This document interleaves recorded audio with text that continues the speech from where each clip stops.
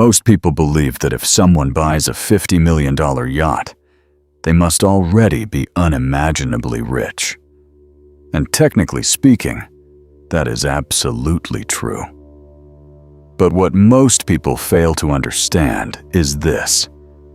Buying the yacht is only the very beginning of the story. In the unforgiving world of ultra-luxury assets, the initial purchase price is often the smallest, most insignificant check the owner will ever write. The real question we should be asking is not, can someone buy the yacht? The real question is, can someone actually survive owning it? And the answer to that is far more extreme and far more brutal than most people realize. Today, we are going to break down the cold, hard financial reality behind owning a $50 million superyacht.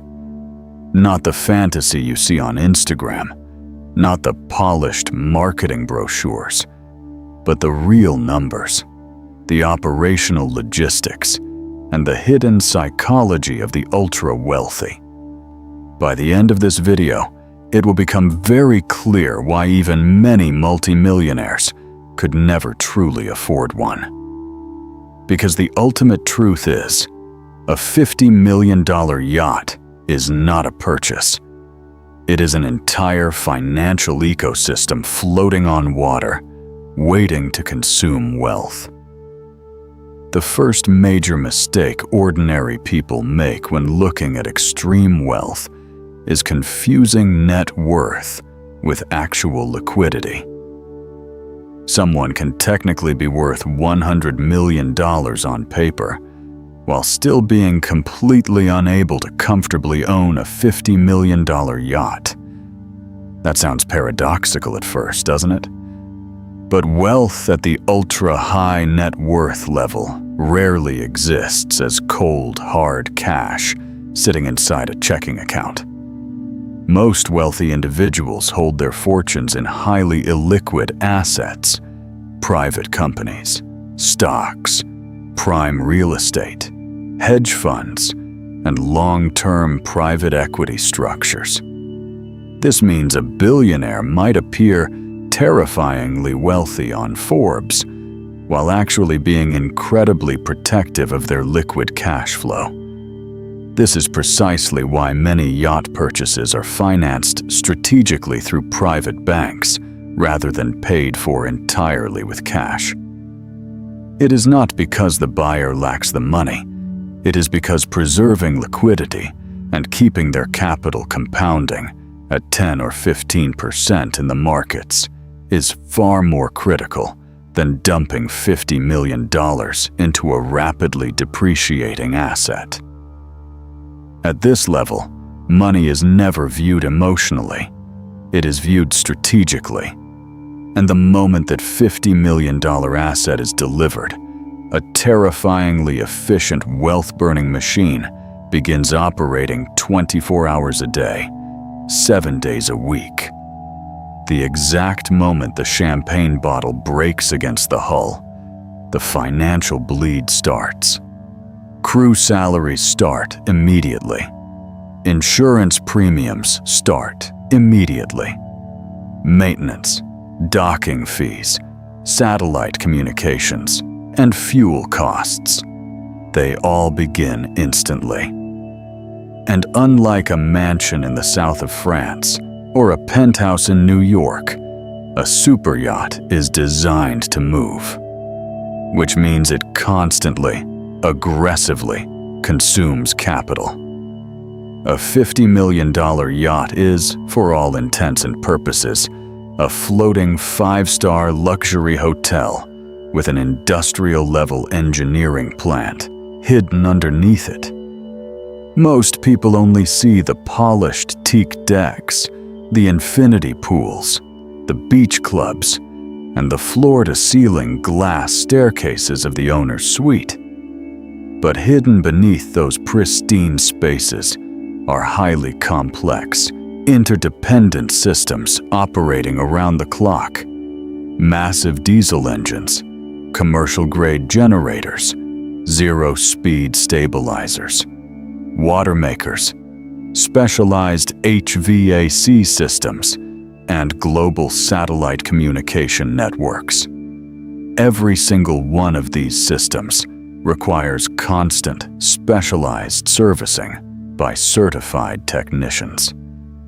This brings us to the golden rule of the yachting industry. Annual operating costs will comfortably reach roughly 10% of the yacht's total value every single year. For a $50 million vessel, that means a recurring bill of $5 million annually, every single year. Even if the yacht sits entirely unused at a dock, the bleed does not stop. Let's contextualize the crew alone, because staffing costs are a massive shock to outsiders. A yacht of this size requires a permanent crew of anywhere between 10 and 25 professional members. You need a captain, a chief engineer, second engineers, deckhands, a chief stewardess, world-class chefs, and security personnel. Each position requires elite training and maritime certifications. On top-tier yachts, top captains earn executive-level salaries comparable to corporate CEOs. And unlike your land-based staff, these salaries continue month after month, regardless of whether the owner is on board or thousands of miles away. The yacht simply never sleeps. Then, we have to talk about fuel and logistics. Large super yachts consume astonishing, almost unbelievable amounts of fuel, especially when pushing through heavy seas at cruising speeds. A single, standard Mediterranean summer season can easily rack up hundreds of thousands of dollars in diesel fuel alone. But you aren't just paying for movement, you are paying for the privilege of parking. The larger a yacht gets, the fewer global marinas can comfortably accommodate it. Securing a prime berth in elite locations like Monaco, Saint-Tropez, Miami, or Dubai during the peak season is not just expensive. It is a brutal, highly competitive logistical nightmare. Marina fees can skyrocket to thousands of dollars per night, and sometimes owners have to plan their entire global business itineraries around marina availability alone. The fantasy version feels effortless. The real version is operationally exhausting. What makes this even more fascinating is the utilization paradox. In reality, many ultra-wealthy owners use their yachts surprisingly little, often just a few weeks out of the entire year. This means millions of dollars are being systematically spent to maintain an asset that sits idle 90% of the time. And this is exactly why the psychology of modern wealth is shifting. Many billionaires are starting to ask the ultimate question: is ownership actually worth it? The rise of ultra-luxury charter fleets has transformed the market. Today, a wealthy individual can simply charter an extraordinary vessel for $500,000 a week, enjoy an identical level of customized luxury, and walk away with absolutely zero operational burden.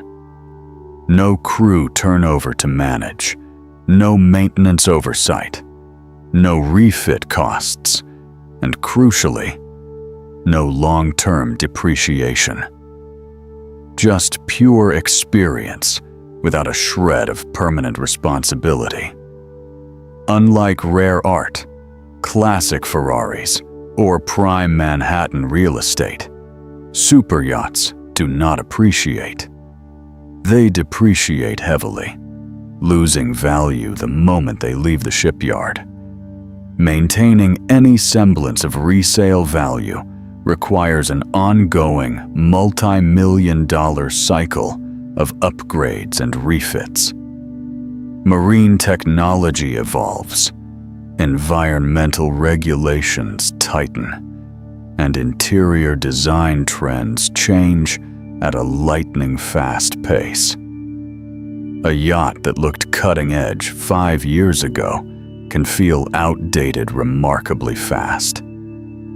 To stay competitive, owners are forced to constantly upgrade beach clubs, modernize hybrid propulsion systems, and overhaul interior layouts. It is a cyclical trap, not a one-time transaction. Because of this, the modern billionaire does not buy a yacht emotionally. They surround the asset with a complex fortress of legal and financial architecture, offshore shell companies, special purpose vehicles in the Cayman Islands, commercial registration flags, and dedicated maritime management firms to shield their identity and isolate liability. But in recent years, even that corporate armor has faced a new threat: the death of privacy. Modern AIS tracking systems allow anyone with an internet connection to monitor a superyacht's movements publicly. Social media accounts and spotters track arrivals in real time, spreading photos instantly across the globe.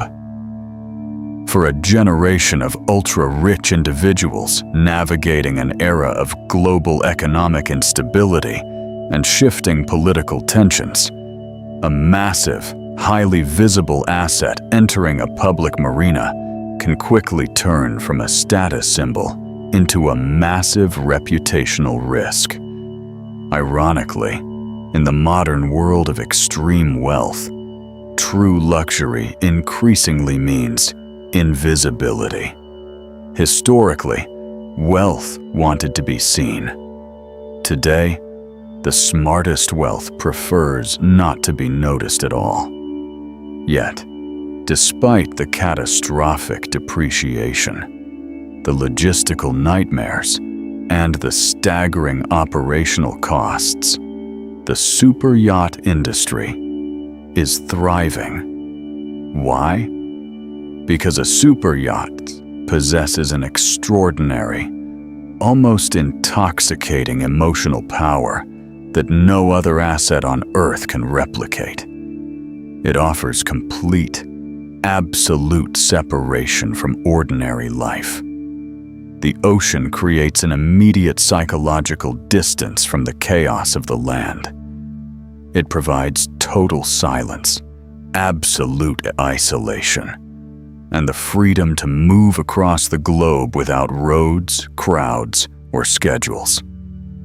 For an individual who spends their entire life surrounded by immense pressure, public scrutiny, and endless corporate negotiations, a yacht is the ultimate escape mechanism.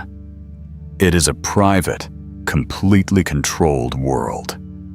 So, how rich do you actually need to be to own a $50 million yacht? The honest answer is far beyond what the average person expects. To purchase and maintain this vessel comfortably without financial strain, a net worth of $50 million is mathematically impossible. A net worth of $200 million is dangerous. Realistically, you need closer to $500 million or even $1 billion to sustain this ecosystem safely. Because true ownership is never measured by the purchase price, it is measured by sustainability. Ultimately, the yacht industry appears glamorous from the outside, but beneath the polished teak decks and cinematic sunsets lies a demanding operational reality. At the highest levels of wealth, luxury is rarely about practicality anyway. It is about control. Control over your time, your privacy, your environment, and your freedom. And For the select few who can truly afford to sustain that private world floating between realities, the price eventually becomes entirely secondary. Because in the universe of the ultra-rich, the ultimate luxury isn't money. It is freedom. If you want to continue exploring the hidden financial mechanics of extreme wealth, make sure you are subscribed to Yacht Ledger, because the real cost of luxury is never what it seems.